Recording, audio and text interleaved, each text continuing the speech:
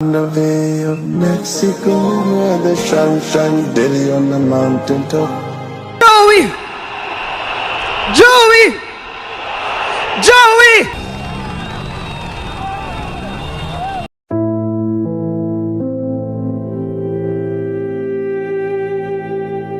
Baadhi ya masuala yaliyotawala mwaka 2025 ni yakiwemo maandamano ya Gen Z ya kuwakumbuka wenzao waliofariki mwaka 2024 walipokuwa wakipinga mswada tatu wa kifedha wa mwaka huo, kupigwa risasi kwa mchuuzi wa barakoa Boniface Karuki, na habari za kifo cha mwanasiasa mkongwe nchini Raila Amolo Odinga. Mwaka huu unapoelekea kukamilika, leo hii inazamia kifo cha kiongozi wa upinzani na aliyekuwa kinara wa Orange Democratic Movement Party ODM, Raila Amolo Odinga.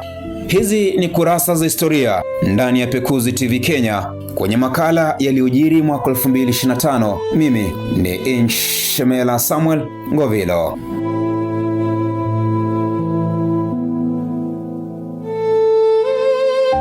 Katika jangwa la siasa za Kenya, jina Raila Amolo Odinga lilikuwa kama ngurumo ya radi kabla mvua, sauti iliyotikisa milima ya mamlaka na mabonde ya ukosefu wa haki. Raila hakuwa mwanasiasa wa kawaida, alikuwa mchecheto wa mapambano, kiongozi aliyezaliwa kwa upepo wa vuguvugu na mwanamapinduzi aliandika jina lake kwa wino wa uvumilivu. Raila Odinga alizaliwa Januari 7 mwaka 1945 katika eneo la Maseno, kaunti ya Kisumu. Alikuwa mwana wa makamu wa kwanza wa rais wa Kenya, Mzee Jaramogi Oginga Odinga, na Mama Mary Juma Odinga. Alirithi si tu jina la familia lenye uzito wa kisiasa, bali pia moyo usiotetereka wa kupigania haki za wale sauti zao haziwezi kusikika. Mnamo mwaka 1982, jina la Raila lilijitokeza sana baada ya kuhusishwa na jaribio la mapinduzi dhidi ya serikali ya rais wa wakati huo, Daniel Toroitich arap Moi, hatua iliyosababisha kukamatwa kwake na kuwekwa kizuizini bila kesi kwa miaka kadhaa. Hatua hiyo haikumkatisha tamaa mwenda zake, kwani baada ya kuachiliwa aliendelea na harakati zake za kudai demokrasia na mageuzi ya kisiasa.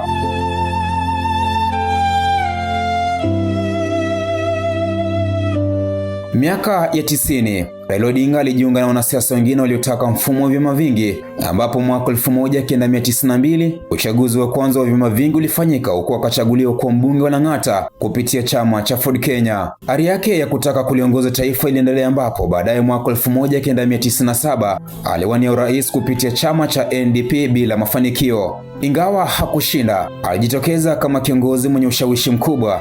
Aidha, alijiunga na serikali ya Rais Daniel Moi kama waziri wa nishati, hatua iliyompa uzoefu mkubwa uongozi. Raila aliendeleza mikakati na hatua za kupigania demokrasia mwaka wa 2002, akishirikiana na viongozi wengine kuunda muungano wa NARC. Muungano huo ulimsaidia rais wa tatu wa Kenya hayati Mwai Kibaki kushinda urais, naye Raila akihudumu kama waziri wa barabara na miundombinu. Hata hivyo, mwaka 2005 alijitenga na serikali ya Kibaki baada ya kutofautiana kuhusu rasimu ya katiba mpya. Kutokana na hilo, alianzisha chama cha Orange Democratic Movement ODM. Baada ya kumaliza muda wake serikalini, Raila aliendelea kugombea urais mara tatu zaidi, mwaka 2013, mwaka 2017 na mwaka 2022, muda huu wote bila kushinda. Ingawa hakushinda, aliendelea kuwa sauti kuu ya upinzani.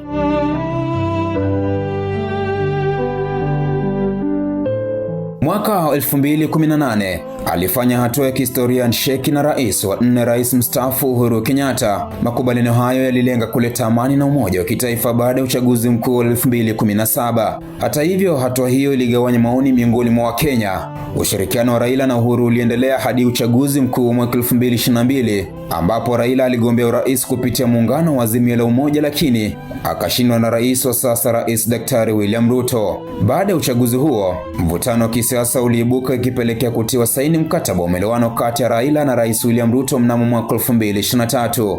Mazungumzo hayo yalilenga marekebisho ya uchaguzi, gharama ya maisha na uwakilishi wa nje, hatua iliyotazamwa kama mwanzo mpya wa maridhiano ya kitaifa. Lakini asubuhi ya Jumatano, Oktoba 15 mwaka 2025, taifa la Kenya lilipokea habari za tanzia kwamba Raila Amolo Odinga amefariki dunia nchini India baada ya kupata mshtuko wa moyo. Alipotangaza kifo chake kiongozi wa taifa Rais William Ruto, hisia kali za huzuni zilitanda jijini Nairobi, Kisumu na mitaa mingine, ambako maelfu walifurika mitaani wakiwa na bendera, mishumaa na nyimbo za ukombozi zikiimbwa kumkumbuka kiongozi huyo. Mitandao ya kijamii ilifurika na jumbe za rambirambi kutoka ndani ya nchi na nje ya nchi, watu wakikumbuka hotuba zake zenye moto, ucheshi na uzalendo usiokuwa na mipaka.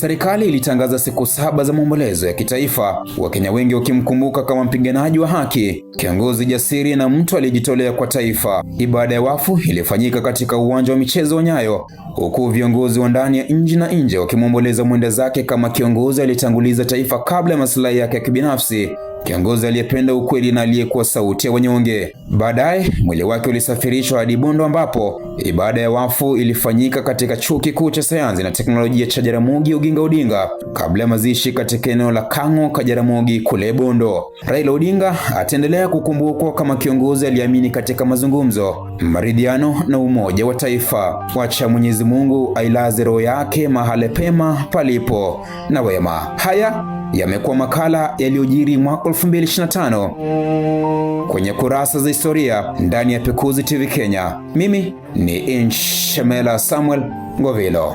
On the Bay of Mexico, where the sun shine daily on the mountain top. I took a trip on a sailing ship. When I reached Jamaica, I made a stop. But I am sad to say I'm on my way. I won't be back for many a days. My head is down, my head is turning around. I had to let a little girl in Kingston town.